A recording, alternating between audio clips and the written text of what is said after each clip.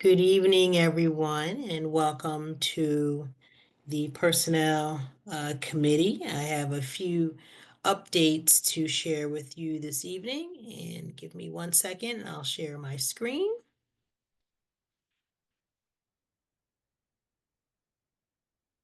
Great.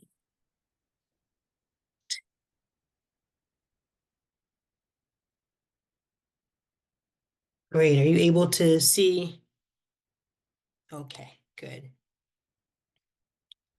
So just a few things to go over this evening. You'll see the agenda here. Just a quick updates on where we are with contract negotiations, our employees in certification, staffing updates, new teacher induction, and just a couple of items for new business.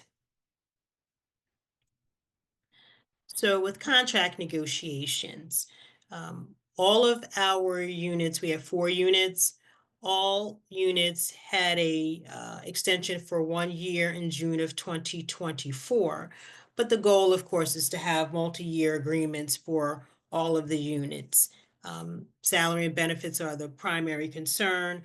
We met with WPEA, the teachers, yesterday, and we gave them our counter proposal. We met with them sometime in, I think it was either October or November, where they gave us their proposal.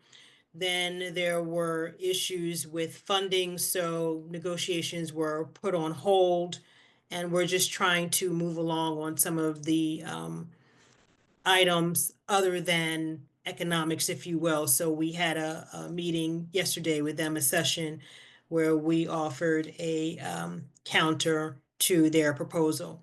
With ESPA, the clerical staff, the secretaries, we had an opening meeting with them on January 6th with the mediator. And that's standard where you have to declare your intent to bargain. However, we don't have a meeting date set as of yet. They have some things, some canvassing and other things to do with their team to what's the word I'm looking for, to write their proposal, their list of what it is that they're looking for from the district. And they have not assembled their team. They have not done the canvassing. So we don't have a date to meet with them yet. We're hoping that we have a date after February 15th. They will have done the things that they needed to do. And then on or after February 18th, we're hoping that we'll have an opportunity to meet and start negotiations. Their contract does expire in June of 2025. With the school safety officers, they got a rate increase and expanded medical benefits in beginnings in September. That was part of the 1 year extension that we crafted in June of 2024. Their rate was increased to $20 an hour. Their hourly rate, it had been $15 an hour. So we increased it to $20 an hour, and the expanded medical benefits include dependents, whereas before it just included the employee. So those were the two things that were included in the extension that goes from July 1, 2024 to June 30, 2020, 2025, the 1 year extension. And we're looking to now just have the entire agreement put in place for the next 3 or 4 years. But there are no significant asks from that group outside of what they were already granted in the extension. With Act 93, Again, their agreement was extended for 1 year. They did not receive any salary increase as part of that extension. But we did agree that their vacation can be accrued up to 40 days, where it had been you had to use it in this period of time or you lose it. Now we allow them to accrue up to 40 days, but once the bank hits 40 days, you can't accrue anymore. They would need to use the time or they begin to lose it. But this was something that we thought would help them because they expressed some concern with not being able to take vacations during the year. And we certainly did not want anyone to lose time that they have earned. Are there any questions with the negotiations or the agreements?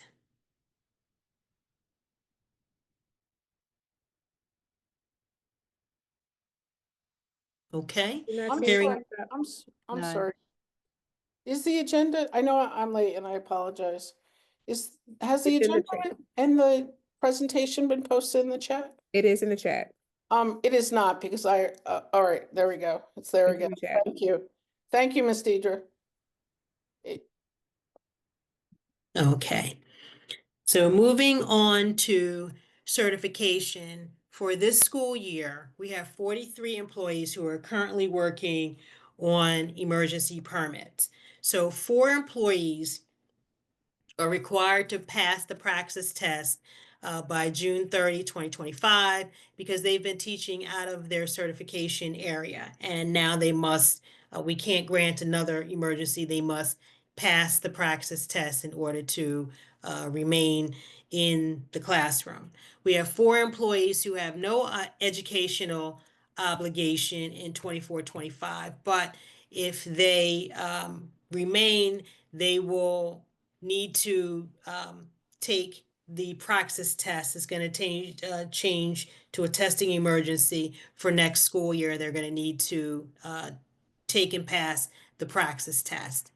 We have 16 employees who do not have an educational obligation for this academic year. However, they must provide evidence of enrollment in a certification program if they are going to have their emergency permit renewed for the next school year. And then they have to complete 6 credits by June 2026 in the 25-26 school year. And then we have 19 employees who have an educational obligation for this school year, and they have to provide evidence of taking the coursework and providing the evidence of passing the classes and earning the 6 or 9 credits. And they must do that until their certification program has been completed. I did have a question. Yes, ma'am. Okay, Ms. Ivory to go. I'm sorry. Yes, you were finished reviewing this part, correct? Correct. Okay, yep, you're fine, Ms. Hoff. Thank you, Ms. Ivory. So I'm assuming since these are full-time employees, they have tuition reimbursement rights, is that correct? Or because They may, right? So if they already have a master's, you're not eligible for tuition reimbursement. So a master's in anything? that is what the contract says. So if we have a scientist that comes to us and has a master's in biomedical engineering or something, and then so that person is now our employee, but because they have a master's in some unrelated, unuseful topic to getting their teaching degree, we don't let them, and we didn't pay for that master's, I'll add. We don't let them use an education benefit? If you have a master's, unless you've been here for 10 years, you're not eligible for tuition reimbursement. Okay, I think given I mean, I can understand that for teachers in this system, but someone trying to retrain and become a teacher that we desperately need, I think it's onerous, and maybe the contract people can look at that going forward. I would hate to not get employees because we're not gonna help them with tuition when they have a degree that is unrelated to our field. I think we can definitely have that discussion Great, I'd appreciate about that. Ms. Gardner, there appears to be a Q&A, and the Q&A question is, are these individuals WEBA employees? Yes, they're teachers. Because they're on emergency permits. So yes, they are teachers who are emergency certified in order to be in the classroom. Yes.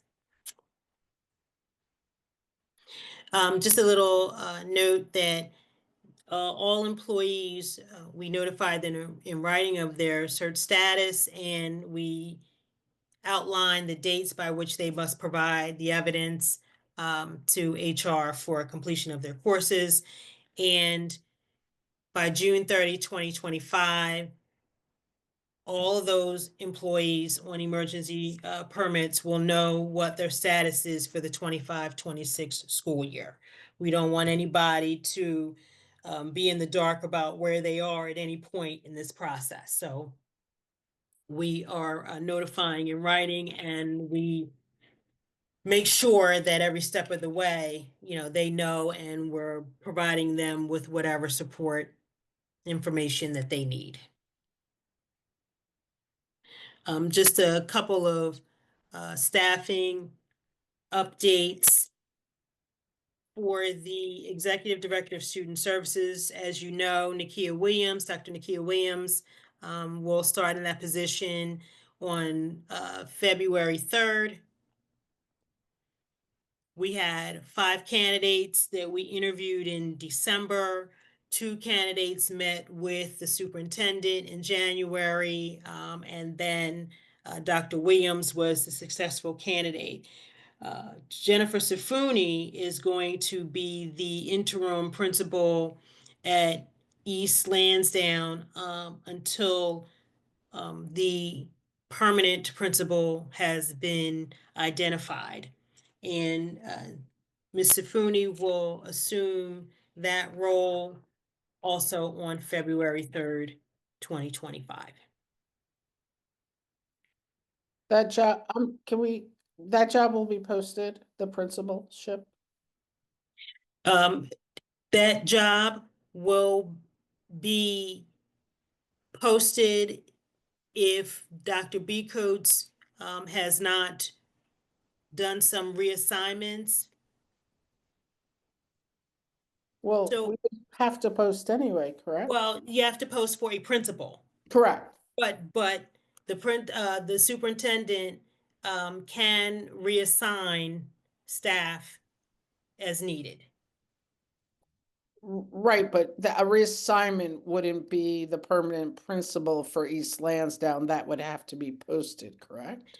We post for a principal, Oh, but see what you're that- saying. I see what you're saying.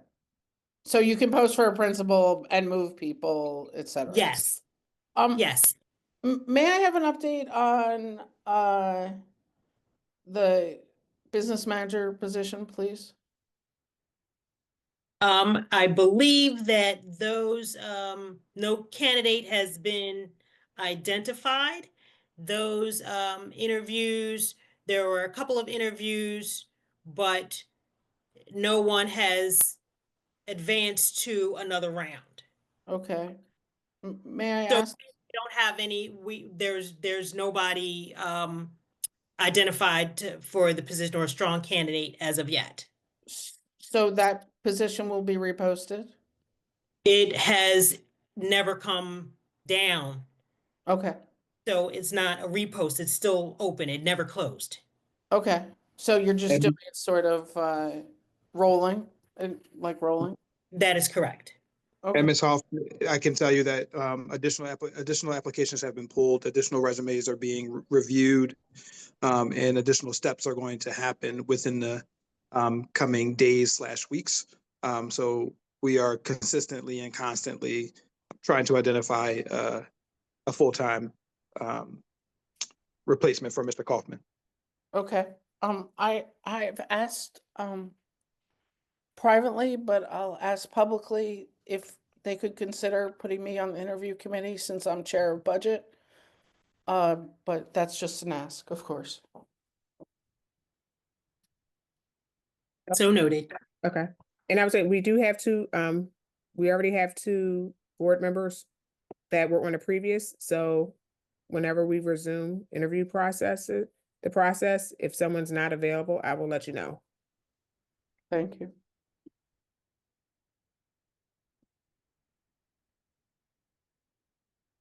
For new teacher induction for this school year, we have 26 in the program. We started with 28. We lost two of the teachers because of their attendance. They had some things going on and could not commit to the time. As you may know, you may only miss one of the sessions in order to successfully complete the induction program. So we have 26 mentees. 14 of those teachers are secondary. 12 of them are elementary. 9 are assigned to the high school, and 5 are assigned to Alden. Those are the biggest numbers. Our largest number of mentees, 9 are at the high school and 5 are at Alden. We are doing virtual sessions during the winter months because, you know, the weather can be sketchy, and we just want to make sure that the teachers get the information and remain on schedule with the program. So the program is virtual in January, February, and March, and our next session is going to be on February 5th, and that will be virtual.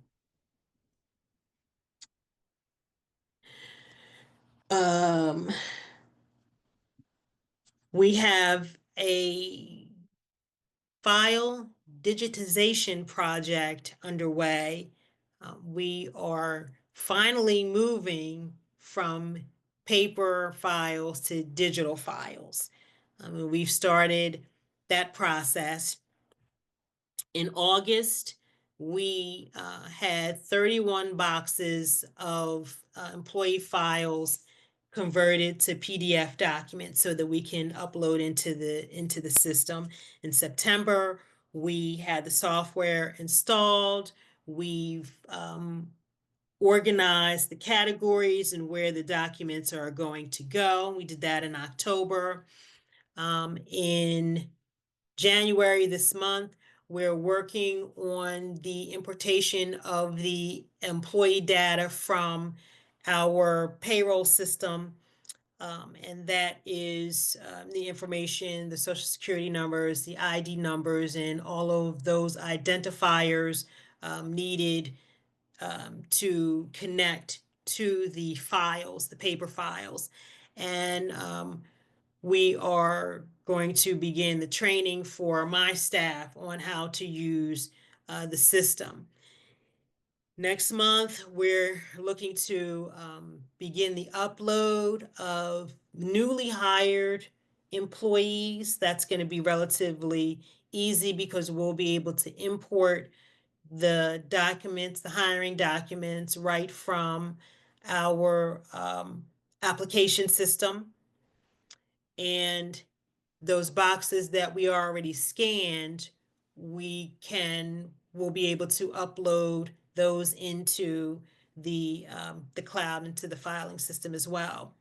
And then by July, we are looking to identify temporary help or service that will be able to scan and upload the bulk of the files that we have in the office.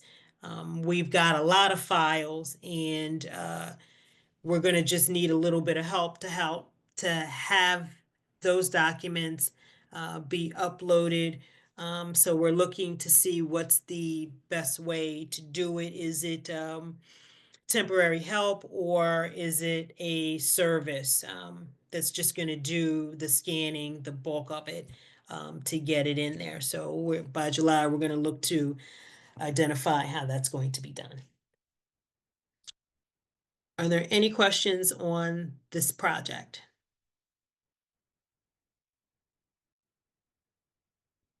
So for anyone who is looking to retire at the end of this school year, they must notify Human Resources on or before February 15th if they want to maintain their current level of medical benefits. The teachers, the WPEA members, and Act 93 were reminded in an email to notify Human Resources of their intent. And then yesterday, we were lucky enough to have PSERS come from Harrisburg to speak with the employees to help guide them through the retirement process. Employees had to register for the session. They had individual retirement statements generated for them. And PSERS met with them after the general presentation. PSERS met with them one-on-one to review their individual statement so that they had an idea of what they would be entitled to should they retire within the next 4 years. And this is something that is new. PSERS never came on site to speak with William Penn employees, so we were pretty happy that they would do this. And there's another session that's scheduled for late February for those that missed this January session. And PSERS is willing to do this regularly. They can come down, or they will host Zoom sessions and be able to provide a level of service and guidance to our employees. And I think that that's a great benefit. So you know where you stand if you're looking to retire within, the next couple of years. That's Any questions? no questions, but Me, that's please. a great opportunity. Yes. Can you tell me how many employees, I think it's fantastic that PSERS came. Mhm. Can you tell me how employees participated on yesterday? 27. Perfect. Thank you so much. That's You fantastic. are welcome. That's fantastic. Yes. No, Yes. that's fantastic. 27. So I was pleased. We put it out there and they responded, and PSERS jumped right on it, got in the car and drove down from Harrisburg. No, that's fantastic. Thank you so much. So this is something that we think will be a great benefit, and we'll look to do it more often. That's fantastic. Ms. Ivory, is there anything else? No, I thank you. As I always say, I appreciate you and your office, your team, for everything you guys are doing to bring us to a place where we are organized and efficient, efficiently working and supporting the staff in the district. I do not see any questions. I do see a comment. Ms. Walton said the PSCA presentation was very good. Oh, and Mr. Deans is replying as well. But no, thank you, Ms. Gardner, for that. And oh, I had a question, but it left me. So I will email you or text you once it comes back to me. Okay, sounds good. Do we have anyone from the audience that has any comments or questions? Any attendees? Oh. See, the dog has a question, I guess. Okay.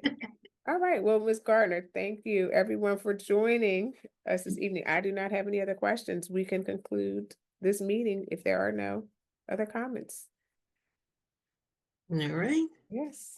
Thank you. And Bruce says, thank you for joining us. good night, all. All right. Good night, everyone. Have a good evening. Bye-bye.